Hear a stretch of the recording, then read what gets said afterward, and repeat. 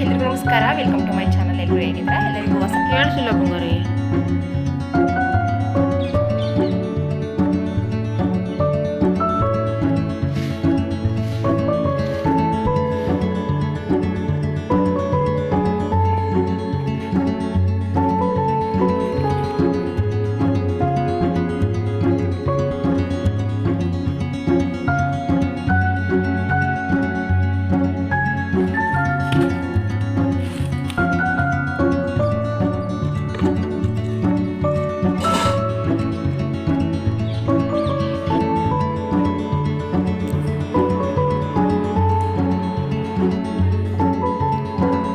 ಕೇಳಿಸಿಲ್ಲ ಬಂಗಾರಿ.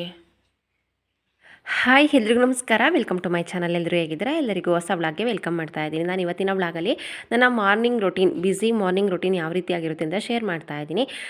6 ಗಂಟೆಯಿಂದ 10 ಗಂಟೆವರೆಗೂ 11 ಗಂಟೆವರೆಗೂ ಫುಲ್ ಬ್ಯುಸಿ ಆಗೇ ಇರ್ತೀನಿ. ಮಧ್ಯಾಹ್ನ ಸ್ವಲ್ಪ ಫ್ರೀ ಆಗ್ತೀನಿ, ಮತ್ತು ಸಂಜೆ ಕೆಲಸ ಜಾಸ್ತಿ ಆಗುತ್ತೆ. ನನ್ನ ಮಾರ್ನಿಂಗ್ ರೊಟೀನನ್ನು ಇವತ್ತಿನ ವ್ಲಾಗಲ್ಲಿ ಶೇರ್ ಮಾಡ್ತಾ ಇದ್ದೀನಿ.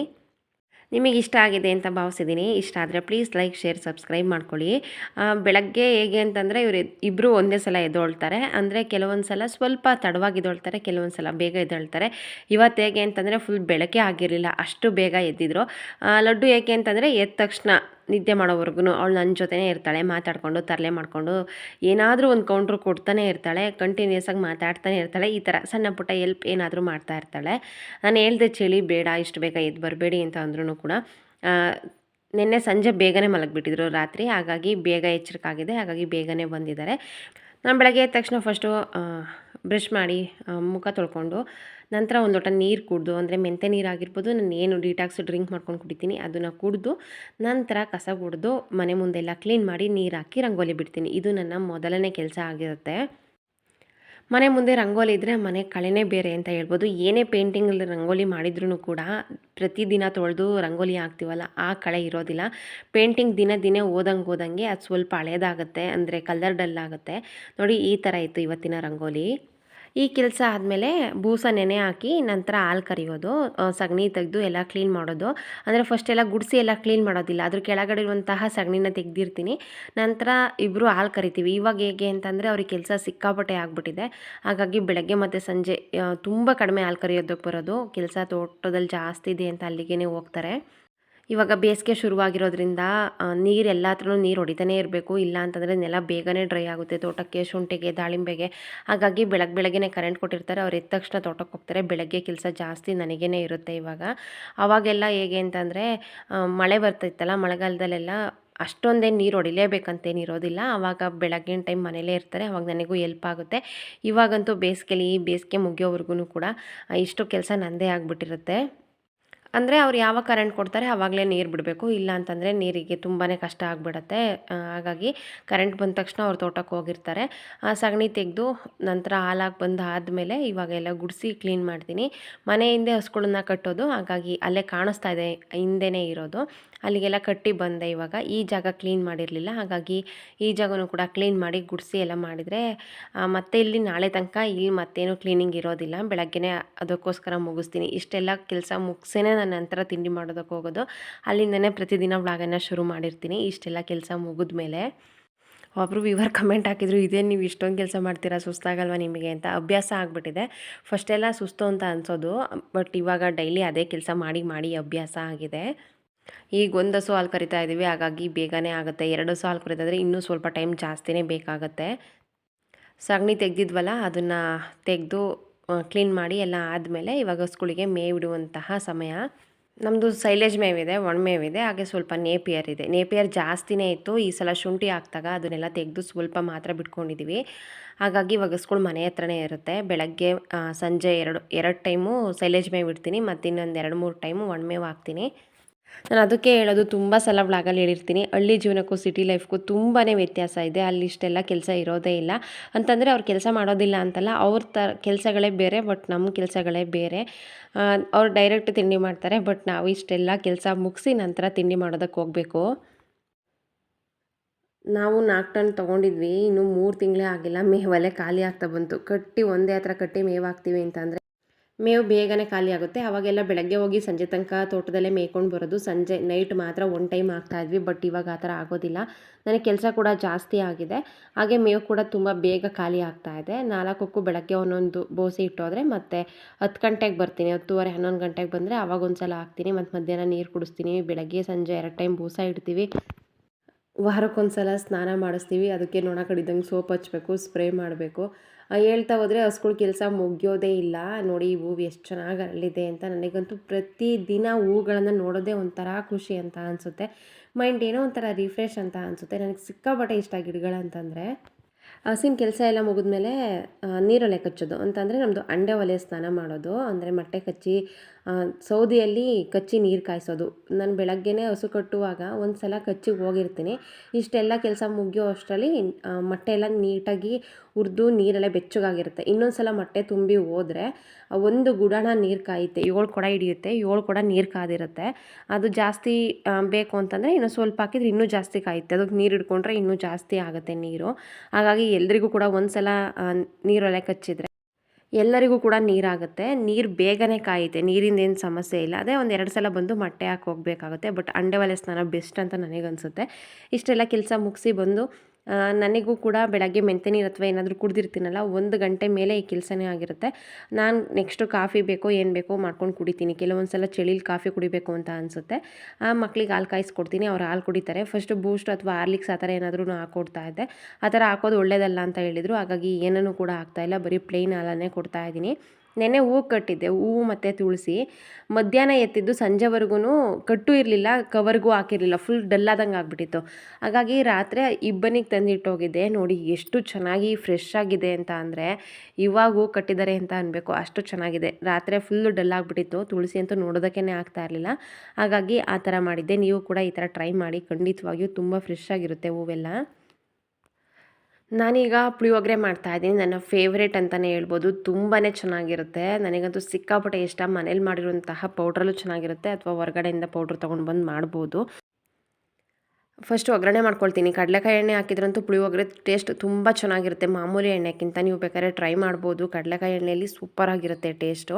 ಎಳ್ಳನ್ನು ಹುರಿದು ಪುಡಿ ಮಾಡ್ಕೊಂಡಿದ್ದೀನಿ. ಧನಿಯಾ ಪುಡಿ, ಖಾರದ ಪುಡಿ, ಅರಿಶಿನ ಪುಡಿ, ಗರಂ ಮಸಾಲ ಹಾಗೆ ಪುಳಿಯೋಗರೆ ಪುಡಿ ತೊಗೊಂಡಿದ್ದೀನಿ. ಸ್ವಲ್ಪ ಸಕ್ಕರೆ, ಬೆಲ್ಲ ಬೇಕಾದ್ರೆ ಹಾಕ್ಬೋದು. ಬೆಲ್ಲ ಇರಲಿಲ್ಲ, ಹಾಗಾಗಿ ಸಕ್ಕರೆನೇ ಹಾಕ್ತಾಯಿದ್ದೀನಿ. ಹುಳಿ ಬಿಟ್ಟ ಮೇಲೆ ಆ ಹುಳಿ ಚೆನ್ನಾಗಿ ಕುದಿಬೇಕು. ಚೆನ್ನಾಗಿ ಕುದ್ರೆ ಎಷ್ಟು ದಿನದವರೆಗೂ ಫ್ರಿಡ್ಜ್ ಇಲ್ಲ ಅಂತಂದ್ರೂ ಕೂಡ ಸ್ಟೋರ್ ಮಾಡಬಹುದು. ಹುಳಿ ಕುದ್ದಾದ್ಮೇಲೆ ಇಷ್ಟನ್ನು ಕೂಡ ಹಾಕ್ಕೊಂಡು ಚೆನ್ನಾಗಿ ಕುದಿಸ್ಕೊಳ್ತೀನಿ. ಕೊನೆಯದಾಗಿ ಸ್ವಲ್ಪ ಕೊಬ್ಬರಿಯನ್ನು ಹಾಕಿ, ಕೊಬ್ಬರಿ ತುರಿಯನ್ನು ಹಾಕಿ ಚೆನ್ನಾಗಿ ಕುದಿಸ್ಕೊಂಡ್ರೆ ಪುಳಿಯೋಗರೆ ಗೊಜ್ಜು ರೆಡಿ ಆಗುತ್ತೆ. ರುಚಿಗೆ ಬೇಕಾಗುವಷ್ಟು ಉಪ್ಪನ್ನು ಹಾಕಿದ್ದೀನಿ. ಟೇಸ್ಟ್ ಮಾತ್ರ ತುಂಬ ಚೆನ್ನಾಗಿರುತ್ತೆ. ಎಳ್ಳಿನ ಪುಡಿ ಹಾಕಿರ್ತೀವಲ್ಲ, ಹಾಗಾಗಿ ಟೇಸ್ಟ್ ಇನ್ನೂ ಸ್ವಲ್ಪ ಜಾಸ್ತಿ ಚೆನ್ನಾಗಿರುತ್ತೆ ಅಂತ ನನಗನ್ಸುತ್ತೆ. ಹಾಗಾಗಿ ಪ್ರತಿ ಸಲನೂ ಕೂಡ ಆ ಎಳ್ಳನ್ನು ಹುರಿದು ಪುಡಿ ಮಾಡಿ ಹಾಕ್ತೀನಿ. ಒಂದು ಕಡೆ ರೈಸ್ಗೆ ಇಟ್ಕೊಂಡಿದ್ದೆ, ರೈಸ್ ಕೂಡ ಹಾಕಿದ್ದೆ. ಅದನ್ನು ತಣ್ಣಗಾಗೋದಕ್ಕೆ ಇಟ್ಟಿದ್ದೀನಿ. ಕಡಲೆಬೀಜ ಸ್ವಲ್ಪ ಕರೆದು ಸಪ್ರೇಟ್ ಮಾಡಿ ಇಟ್ಕೊಂಡಿರ್ತೀನಿ. ಅದನ್ನು ಎಲ್ಲದನ್ನು ಮಿಕ್ಸ್ ಮಾಡಿದ್ಮೇಲೆ ಕಡಲೆಬೀಜ ಮತ್ತು ಕಡಲೆಬೇಳೆನ ಕರೆದು ಹಾಕಿದರೆ ತುಂಬ ಕ್ರಿಸ್ಪಿಯಾಗಿ ತುಂಬ ಚೆನ್ನಾಗಿರುತ್ತೆ ಟೇಸ್ಟು. ವೀಡಿಯೋದಲ್ಲಿ ಸ್ವಲ್ಪ ಕಲರ್ ಡಲ್ಲಾಗಿ ಕಾಣಿಸ್ತಾ ಇದೆ, ಬಟ್ ತುಂಬ ಟೇಸ್ಟ್ ಕೂಡ ಚೆನ್ನಾಗಿತ್ತು. ಕಲರ್ ಕೂಡ ತುಂಬ ಚೆನ್ನಾಗಿ ಬಂದಿತ್ತು. ಹಳೆ ಹುಣಸೆಹಣ್ಣು ಹಾಕಬೇಕು, ಅಂದರೆ ಕಪ್ಪು ಹುಣಸೆಹಣ್ಣು ಹಾಕಿದರೆ ಪುಳಿಯೋಗರೆ ಗೊಜ್ಜು ಕಪ್ಪು ಚೆನ್ನಾಗಿ ಕಾಣಿಸುತ್ತೆ. ತಿಂಡಿ ಎಲ್ಲ ಮಾಡಾದ್ಮೇಲೆ ಸ್ವಲ್ಪ ಪಾತ್ರೆ ಆಗಿರುತ್ತೆ, ಕಾಫಿದು, ಹಾಲು ಕುಡ್ದಿರೋದು, ಹಾಗೆ ಈ ಥರ ತಿಂಡಿ ಮಾಡಿರ್ತೀವಲ್ಲ ಅದು ಎಲ್ಲ ಆಗಿರುತ್ತಲ್ಲ, ಆವಾಗಿನ ಪಾತ್ರೆ ಆವಾಗಲೇ ತೊಳೆದಿಟ್ಕೊಳ್ತೀನಿ. ಹಾಗಾಗಿ ನನಗೆ ಮಧ್ಯಾಹ್ನ ಮತ್ತೆ ಅಡುಗೆ ಮಾಡುವಾಗ ಈಸಿ ಆಗುತ್ತೆ. ಮಾರ್ನಿಂಗ್ ರೊಟೀನ್ ಹೇಗಿರುತ್ತೆ ಅಂತ ಅಂದರೆ, ನನ್ನ ಮಾರ್ನಿಂಗ್ ತುಂಬಾ ಬ್ಯುಸಿ ಆಗಿರುತ್ತೆ. ಹಸುಗಳೆಲ್ಲ ಇರೋದ್ರಿಂದ ಈಗ 2 ಹಸು ಇದೆ, 2 ಕರು ಇದೆ. ಒಬ್ಬಳೇ ಎಲ್ಲದನ್ನು ನೋಡ್ಕೊಳ್ಬೇಕು. ಜೊತೆಗೆ ಅಡುಗೆ, ತಿಂಡಿ, ಮನೆ ಕೆಲಸ, ಮಕ್ಕಳನ್ನ ನೋಡ್ಕೊಳ್ಳೋದು, ಆಚೆ ಕೆಲಸ ಎಲ್ಲದೂ ಕೂಡ ಹೆವಿ ಆಗಿದೆ, ಬ್ಯುಸಿ ಆಗಿದೆ. ಒಂಥರ ಚೆನ್ನಾಗಿದೆ. ನನಗೆ ಚಾಲೆಂಜಿಂಗ್ ಆಗಿದೆ. ಪ್ರತಿದಿನ ವ್ಲಾಗ್ ಹಾಕಲೇಬೇಕು ಅಂತ ಇವಾಗ ಪ್ರತಿದಿನ ಮಿಸ್ ಮಾಡದೆ ವ್ಲಾಗನ್ನು ಹಾಕ್ತಾಯಿದ್ದೀನಿ. ಒಂದೊಂದು ದಿನ ಅದರಲ್ಲೂ ಮಿಸ್ ಆಗಿಬಿಡುತ್ತೆ. ಅದು ಎಡಿಟ್ ಮಾಡದೆ ಆಗ್ತಾ ಇರಬಹುದು ಅಥವಾ ಡಾಟಾ ಪ್ರಾಬ್ಲಮ್ ಆಗಿ ಅದಕ್ಕೂ ಕೂಡ ಆಗ್ತಾ ಇರ್ಬೋದು. ನಮ್ಮೂರಲ್ಲಿ ಹೇಗೆ ಅಂತಂದರೆ ತುಂಬಾ ಕಷ್ಟ ಡಾಟಾ ಅಪ್ಲೋಡ್ ಮಾಡೋದು. ತುಂಬ ಟೈಮ್ ಅದರಲ್ಲೇ ತೊಗೊಳುತ್ತೆ. ಎಡಿಟಿಂಗ್ ಮಾಡೋದು, ಥಂಬ್ನೈಲ್ ಹಾಕೋದು, ಟೈಟಲ್ ಹಾಕೋದು, ಇಷ್ಟೆಲ್ಲ ಎಷ್ಟು ಟೈಮ್ ತೊಗೊಂಡಿರುತ್ತೆ. ಅಪ್ಲೋಡ್ ಮಾಡೋದಕ್ಕೇ ಅಷ್ಟು ಟೈಮ್ ತೊಗೊಳ್ತೀನಿ. ಅಷ್ಟು ಕಷ್ಟ ಇದೆ ಇಲ್ಲಿ. ಆದರೂ ಕೂಡ ಯಾವುದನ್ನು ಮಿಸ್ ಮಾಡಬಾರ್ದು ಅಂತ ಅಂದ್ಕೊಂಡು ಎಲ್ಲದನ್ನು ಮ್ಯಾನೇಜ್ ಮಾಡ್ತಾಯಿದ್ದೀನಿ. ಪಾತ್ರೆ ಎಲ್ಲ ತೊಳೆದು ಆದಮೇಲೆ ಮನೆಯೆಲ್ಲ ಒಂದು ಸಲ ಕಸ ಗುಡಿಸ್ಕೊಂಡು ನೆಲ ಒರೆಸೋದು. ಏನೇ ಕಸ ಗುಡಿಸಿದ್ರು ಕೂಡ ನೆಲ ಒರೆಸಿಲ್ಲ ಅಂತಂದರೆ ಮನೆ ಕ್ಲೀನಾಗಿದೆ ಅಂತ ನನಗೆ ಖಂಡಿತ ಅನಿಸೋದಿಲ್ಲ. ಮಕ್ಕಳಿರೋ ಮನೆ ಗಲೀಜು ಮಾಡ್ತಾನೆ ಇರ್ತಾರೆ. ಹಾಗಾಗಿ ಪ್ರತಿದಿನವೂ ಕೂಡ ನೆಲ ಒರೆಸ್ತೀನಿ. ಒಂದೊಂದು ದಿನ ತುಂಬ ಬ್ಯುಸಿ ಇದ್ದಾಗಂತೂ ಆಗೋದೇ ಇಲ್ಲ. ಅಂಥ ದಿನ ಸ್ಕಿಪ್ ಮಾಡ್ತೀನಿ. ಪ್ರತಿದಿನ ಆದಷ್ಟು ಟ್ರೈ ಮಾಡ್ತೀನಿ. ಕೆಲವೊಂದು ಸಲ ಹುಷಾರಿಲ್ಲದೆ ಇದ್ದಾಗ ಅಥವಾ ಕೆಲಸ ತುಂಬ ಹೆವಿ ಇದೆ ತೋಟಕ್ಕೆ ಹೋಗಬೇಕು ಅಂತ ಅಂದಾಗ ಅಂಥ ದಿನ ಬಿಡ್ತೀನಿ. ವೀಡಿಯೋಗೋಸ್ಕರ ಸುಳ್ಳು ಹೇಳೋದಿಲ್ಲ. ನಾನು ಯಾವ ಥರ ಇರ್ತೀನಿ, ರಿಯಲ್ಲಾಗಿ ನಾನು ಹೇಗಿರ್ತೀನಿ ಹಾಗೆಯೇ ವ್ಲಾಗಲ್ಲಿ ತೋರಿಸ್ಬೇಕು ಅಂತ. ವೀಡಿಯೋಗೋಸ್ಕರ ಹೇಗೆ ಬೇಕಾಗಿ ಹೇಳೋಕೆ ನಂಗೆ ಇಷ್ಟ ಆಗೋದಿಲ್ಲ. ಹೂವು, ತುಳಸಿ ಆ ಥರ ಏನಾದರೂ ಕಟ್ಟಬೇಕು ಅಂತಂದರೆ ನೈಟೇ ಹೂವೆಲ್ಲ ಎತ್ಕೊಂಡು ಕಟ್ಟಿಟ್ಟಿರ್ತೀನಿ. ಹಾಗಾಗಿ ಪೂಜೆಗೆ ಹೆಲ್ಪ್ ಆಗುತ್ತೆ ಅಂತ. ಪೂಜೆ ಪಾತ್ರೆ ತೊಳ್ಕೊಳ್ಳೋದು, ದೇವ್ರ ಮನೆ ತೊಳ್ಕೊಳ್ಳೋದು, ನಂತರ ಫ್ರೆಶ್ ಅಪ್ ಆಗಿ ಪೂಜೆಯನ್ನು ಮಾಡೋದು ನನ್ನ ಮಾರ್ನಿಂಗ್ ಈ ಥರ ಆಗಿರುತ್ತೆ. ಕೆಲವೊಂದು ಸಲ ನಾನು ಪೂಜೆ ಮಾಡ್ತೀನಿ, ಕೆಲವೊಂದು ಸಲ ನನ್ನ ಮಗಳೇನೇ ಪೂಜೆ ಮಾಡಿ ಹೋಗ್ತಾಳೆ. ವಾರದ ದಿನಗಳಲ್ಲಿ ಗುರುವಾರ, ಸೋಮವಾರ ಅಥವಾ ಏಕಾದಶಿ ಇದ್ದಾಗ, ದ್ವಾದಶಿ ಇದ್ದಾಗ ಅಥವಾ ಹಬ್ಬಗಳಲ್ಲಿ ಈ ಥರ ಟೈಮ್ ನಾನು ಯಾವಾಗಲೂ ನಾನೇ ಪೂಜೆ ಮಾಡೋದು. ಕೆಲವೊಂದು ಸಲ ಆಗೋದಿಲ್ಲ, ಹೇಳಿದ್ನಲ್ಲ ಕೆಲಸ ಜಾಸ್ತಿ ಇರುತ್ತೆ ಅಂತ. ಅಂಥ ಟೈಮಲ್ಲಿ ನನ್ನ ಮಗಳು ಪೂಜೆ ಮಾಡ್ತಾಳೆ. ಅಂದರೆ ಇದರಲ್ಲಿ ಎಷ್ಟೊಂದು ಕೆಲಸ ಆ್ಯಡ್ ಮಾಡಿಲ್ಲ. ಮನೆ ಮುಂದೆ ಗುಡಿಸೋದಾಗಿರ್ಬೋದು ಅಥವಾ ಪೂರ್ತಿ ಕ್ಲೀನ್ ಮಾಡೋದಾಗಿರ್ಬೋದು, ನೀರು ಬಿಡ್ತಾರೆ, ಆವಾಗ ನೀರು ಹಿಡಿಯೋದಾಗಿರ್ಬೋದು.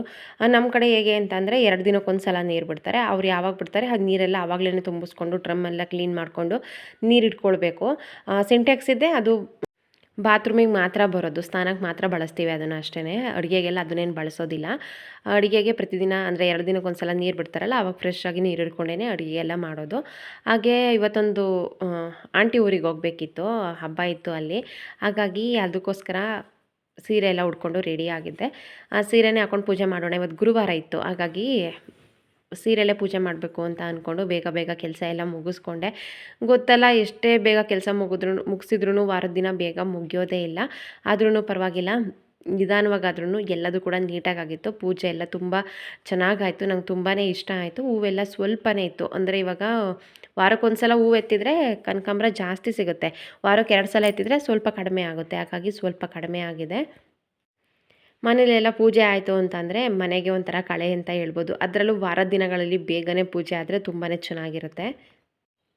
ನನ್ನ ಮಾರ್ನಿಂಗ್ ರೂಟೀನ್ ಹೇಗಿರುತ್ತೆ ಅಂತಂದರೆ 6 ಗಂಟೆಯಿಂದ 11 ಗಂಟೆ ಹೇಗೆ ಹೋಗುತ್ತೆ ಅಂತ ಗೊತ್ತಾಗೋದಿಲ್ಲ. ಅದರ ಮಧ್ಯದಲ್ಲಿ ಕೆಲಸದವ್ರು ಬರ್ತಾರೆ, ಅವ್ರಿಗೆ ತಿಂಡಿ ಮಾಡಿಕೊಡ್ಬೇಕು. ಹಾಗೆ ಸ್ಕೂಲಿಗೆ ಹೋಗ್ಬೇಕಲ್ಲ, ಹಾಗಾಗಿ ಮಗಳನ್ನ ರೆಡಿ ಮಾಡಬೇಕು. ಈ ಥರ ಕೆಲಸ ಅಡಿಷ್ನಲಾಗಿ ಜಾಸ್ತಿನೇ ಇರುತ್ತೆ. ಇಷ್ಟೆಲ್ಲ ಕೆಲಸ ಮುಗಿಸೋ ಅಷ್ಟರಲ್ಲಿ ಸಾಕಂತ ಅನಿಸುತ್ತೆ. 11 ಗಂಟೆಯಿಂದ ನಾನೊಂದು ಸ್ವಲ್ಪ ಹೊತ್ತು ರೆಸ್ಟ್ ಮಾಡ್ತೀನಿ, ಅಂತಂದರೆ ನಿಧಾನವಾಗಿ ಕೆಲಸ ಮಾಡ್ಕೊಳ್ತೀನಿ. ಆವಾಗ ಇಷ್ಟೊಂದು ಗಡಿಬಿಡಿ ಇರೋದಿಲ್ಲ. ಮಧ್ಯಾಹ್ನ ಅಡುಗೆವರೆಗೂ ಸ್ವಲ್ಪ ಫ್ರೀ ಆಗಿರ್ತೀನಲ್ಲ, ಆ ಟೈಮಲ್ಲಿ ಸ್ವಲ್ಪ ಫ್ರೀಯಾಗಿ ಎಡಿಟಿಂಗ್ ಕೆಲಸ ಮಾಡ್ಕೊಳ್ಳೋದಾಗಿರ್ಬೋದು, ಜೊತೆಗೆ ಅಡುಗೆ ಮಾಡಿಕೊಂಡು ಆ ಥರ ಕೆಲಸಗಳನ್ನು ಮಾಡ್ತೀನಿ. ಆವಾಗ ಸ್ವಲ್ಪ ಟೈಮ್ ನನಗೋಸ್ಕರ ಸಿಕ್ತಂಗೆ ಅನಿಸುತ್ತೆ. ಪೂಜೆ ಎಲ್ಲ ಮಾಡಿ ಆಯಿತು, ನೈವೇದ್ಯಕ್ಕಿಟ್ಟು ಎಲ್ಲದೂ ಆಯಿತು. ಇವಾಗ ಬೇಗ ರೆಡಿಯಾಗಿ ಆಂಟಿ ಊರಿಗೆ ಹೋಗಬೇಕು.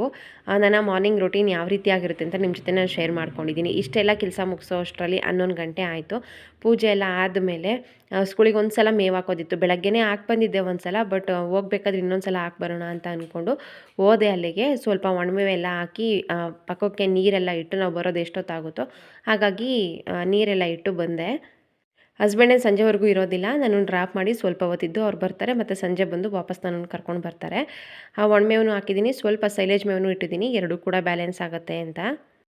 ಇವತ್ತಿನ ಈ ಪುಟಾಣಿ ವ್ಲಾಗನ್ನು ನಿಮ್ಮ ಜೊತೆ ನಾನು ಶೇರ್ ಮಾಡಿದ್ದೀನಿ. ನಿಮಗೆ ಇದು ಇಷ್ಟ ಆಗಿದೆ ಅಂತ ಭಾವಿಸಿದ್ದೀನಿ. ಇಷ್ಟ ಆದರೆ ಪ್ಲೀಸ್ ಲೈಕ್ ಮಾಡಿ. ನಿಮ್ಮ ಅಭಿಪ್ರಾಯ ಮತ್ತು ಅನಿಸಿಕೆಗಳನ್ನು ಕಮೆಂಟ್ ಬಾಕ್ಸಲ್ಲಿ ಕಮೆಂಟ್ ಮಾಡಿ ತಿಳಿಸೋದನ್ನು ಮರಿಬೇಡಿ. ಇವತ್ತಿನ ಈ ವ್ಲಾಗನ್ನು ಇಲ್ಲೇ ಎಂಡ್ ಮಾಡ್ತಾ ಇದ್ದೀನಿ. ಸಿಗ್ತೀನಿ ಮುಂದಿನ ಹೊಸ ವ್ಲಾಗಲ್ಲಿ. Thank you.